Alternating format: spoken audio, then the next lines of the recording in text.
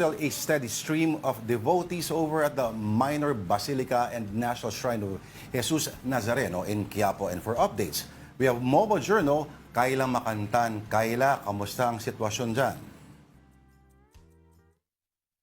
Lord, din sa mga oras na to, no, sa latest update, nasa 170,000 na yung bilang ng mga tao dito sa Quiapo.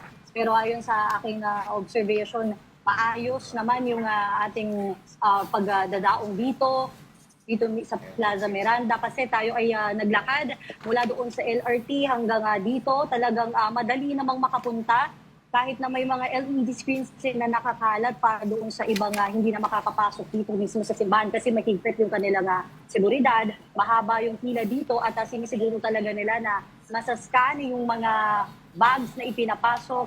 Ilan sa mga na-confiscate kanina, yung may mga nagdala ng gunting, patalim, yung iba may dalang bala, yung kanilang mga anting-anting daw. Pero sa ngayon naman, wala pang naitatalang seryoso nga na-injure sa ngayon. Kanina meron tayong naabutan na batang nawawala, pero agad din naman napuntahan ng nanay dahil madami tayong nakadeploy ng mga pulis dito sa paligid.